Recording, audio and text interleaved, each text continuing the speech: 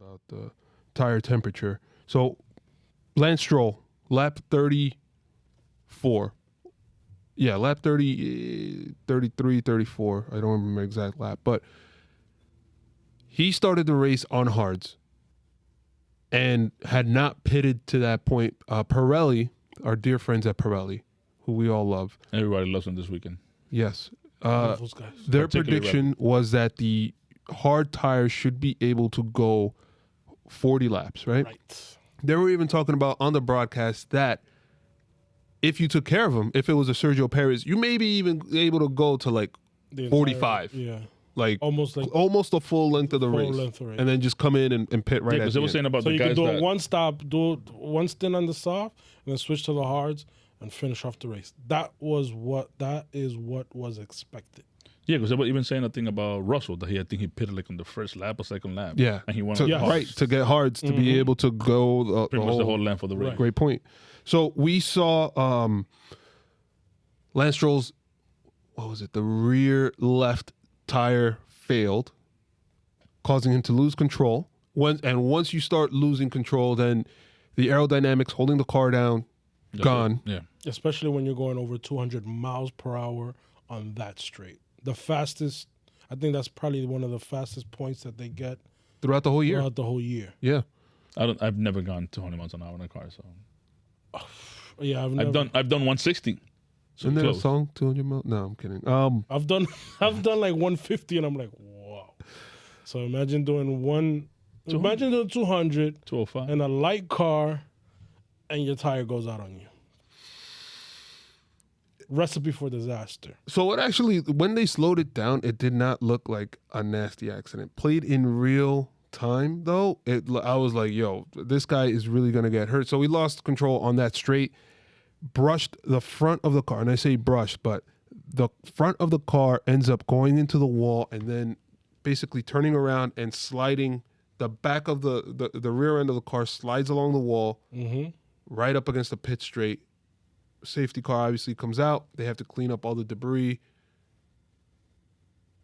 But right off the bat, not right off the bat, but already they start talking about, wow, that tire kind of just went on him. What gives? What happened with Pirelli? It was supposed to last the whole length of the race. Right. Any thoughts on the crash or on what that is foretelling? What Are we going to get that in the high speeds? Here's the thing.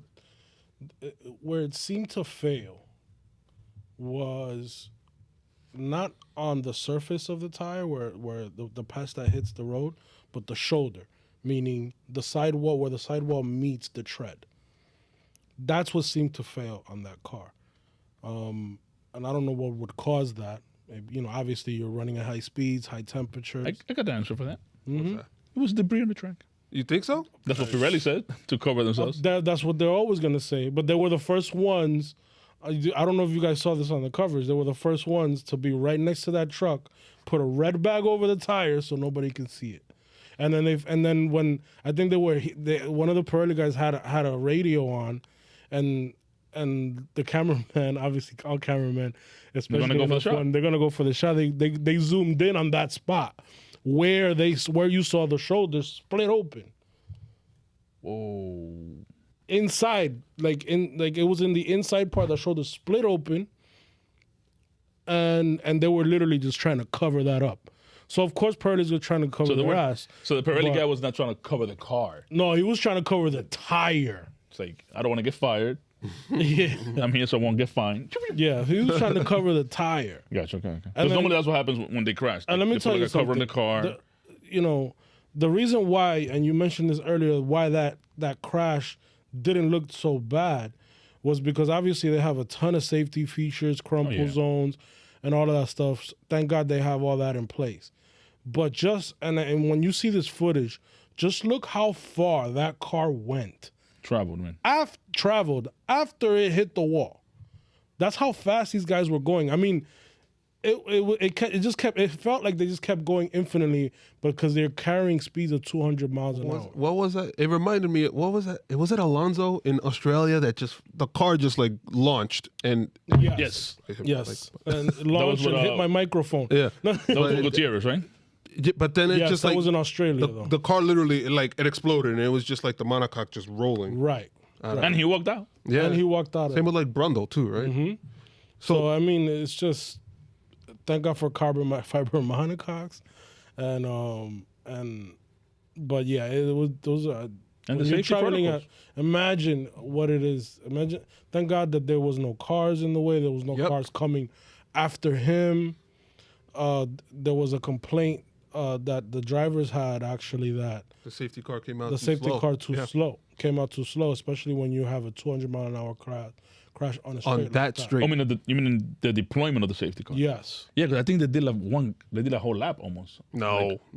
Before it got deployed. It No. was like 30 seconds. They said It was a long time. it was like 30 seconds. You know, in 30 seconds is an eternity in Yeah. F1. But the 30 seconds does not account to the safety car being deployed right after turn one. No, it's just because the car. But it's not so much this. It's not so much the safety car, right? It's the drivers getting the notification on the dash. on the panels and on the dash. Like, yo, you guys got to stop. You got to slow down. But remember also when Yeah, because at the beginning it was a double yellow. That's it. it was a double yellow, but the double yellow only accounts for that sector. Yeah, that's the It doesn't account for the entire track. And they so said these on- cars are still flying throughout the entire track. Right. And then they tried to say that Michael Massey was upset with the drivers that they weren't slowing down enough for a double yellow. And it's like, yo, my guy, like, The double yellow is in that area. That's it. it's not just that, but like deploy the safety car. Like, this is how we lost. Not And actually, that was, I mean, and that was the incident. I mean, the drivers pointed out that when that happened with Max, which we'll get to, but it's still, I feel on both ends when we're seeing it, it was like, why is there not a safety car like Right away. right away? You got to stop the action, because what happens is also that these guys are racing.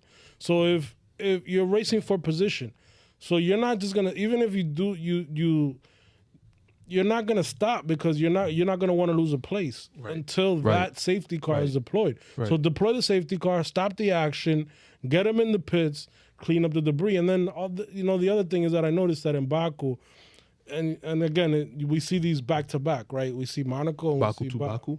Oh no, we see Monaco, Monte Carlo, and we see Baku, and we see this the not the stewards but the marshals in Monte Carlo. They clean up stuff like bam. It's like they're on it right away. Like but in Baku, they're really slow. And I don't know. If it's different training. because Monaco being such a compact track and it folds in on itself, a crane could pick up one side and then it's so I'm not easy. blaming them. I'm just Yeah. saying No, that I- it's just different logistics as far as like And the space how too. fast you can clear an accident, especially. I mean, Baku's wider. It's long. It's a really long track. So I'm not blaming them. I'm just saying it's just that it takes a really long time in Baku for them to clear up a What Yance is trying to say is that thing, instead of having 3 minions with brooms, have like 10. Well, they said on the broadcast that I think after Lance Stroll's crash, that they had like 4 street sweepers coming down the track, the main straight, to just pick up all the stuff because it was such a wide section. But from there, 14 laps later, we have the same. There were obviously, it was foretold already what would happen with Max Verstappen. So after the safety car restart, they went. It was chalk. Max, Perez, Hamilton. Max was 5-6 seconds ahead. I keep hitting the stupid mic. 5-6 seconds ahead, That's my stupid mic. and it was gonna be a automatic win, right? For Max. For Max. Lap 48, same thing on the straight. Rear left tire, I'm going to say delaminates or something happens. It's Splits. definitely not a delaminate. It just splits. Because delamination is just like the tread coming It's off. just graining. Yeah. So it splits, and then same nasty accident on the right side of the track. Thankfully, it was past the pit straight because that pit wall would have been a disaster if Max had hit that pit wall. From there, the safety car is deployed. Thank God Max had some kind of distance, even though you still see Perez and Hamilton pass right next to him and avoiding the debris, which is kind of crazy. They deploy the safety car. The race is red flagged due to, we'll get to that. The race is red flagged. Everybody comes into the pits because of this issue with the tires and the potential for an even more serious accident. So we've already had on the start finish straight 200 miles per hour, 2 of these tire issue crashes. With no warning, meaning With no without warning. giving the pit wall warning about just being too hot or too degrading. Or Right. So whatever. then go ahead, Ruben, tell us what Red Bull said. No, Red Bull like pretty much immediately, like almost right after the Max incident, they just pretty much contacted, I guess, the Michael FIA, Massey. Michael, Massey. Michael does nothing, Massey, whatever. Damn. And to tell him right away, let him know, hey, this tire just went out. There was no warnings for us. It was not degrading. It was not even no temperature. No pretty much. It was no red flag towards us about. You should think about red flag. Red flag in the race because of potential other cars having the same issue. Right. And everybody could just change their tires and get to the end safely. Isn't it cool that we can hear that radio between the FIA? That was super cool. And they've done it the last few races. I thought it was very good insight. So, by doing that, obviously, they're also trying to avoid that. I just thought about this, a heavier accident. Of course. But is it because they don't want it to end like it did in last year with with Ham finishing in 3 wheels and all this stuff? No, I don't think that's you don't think it was going to get to that level? No, I think that you try to avoid an Antoine Hubert accident where the car behind them basically torpedoes Yeah, it. that's pretty much. You don't want, especially on that start-finish straight, if somebody would have driven into Stroll, or it would have been over. Yeah, toast. I mean, the communication between Red Bull and the FIA, that's what the Red Bull pit wall was trying to convey, or did convey to Michael Massey and the race directors, was that, listen, we've had 2 tire issues, they've had no warning. You should really red flag this race so everybody can at least come into the pits and be able to change their tires, because obviously the tires are not lasting as long as Pirelli hoped that, or said that they would. Obviously, you take Pirelli at their word as far as how long those tires would last, because they manufacture the tires. So I think that was really the issue at hand. It's like, all right, we've had 2 literally random crashes where the same tire on the same side And the blows same area. up, and the same area blows up on you. And of course Pirelli came out and blamed that it was debris because they found Twice. they found some ant. No. They found they found like a slash or something on Lewis Hamilton's tire, At the end of the race. and that was one of those that was evidence that there was maybe debris on the track. But I don't know, bro. I mean, the same tire, it's just they really need to get on top of that. Is it also because that's the area where the tire is getting the most weight as far as between speed and obviously force? Because remember, there's also like a little kink right before The little that. kink is a right turn, so you're putting pressure on the right side. Is that accurate? No, on the left side. Yeah, sorry. Just trying to...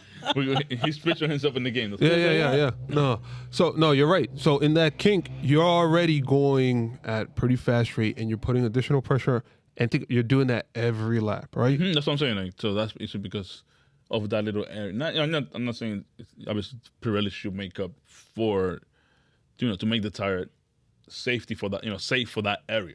But I think that's where you will say that the tire goes into the most, I would say, highest pressure point because of speed and the force that you're fighting to get out of there. Yeah, it's an interesting point. But they should anticipate that. Of course, not cover it up. Yeah, I mean, they shouldn't. Again, it's Yes, you're putting people's lives at risk. Was it like a red towel? Hey guys, this is Wellington from the Jump to Start Racing crew. Before we start, I want to make sure to tell you to destroy that like button and to make sure to hit subscribe to be up to date with our episodes and clips. Please make sure to follow us on Instagram and Twitter. Our handle on both platforms is @JumpTheStartF1. See you there.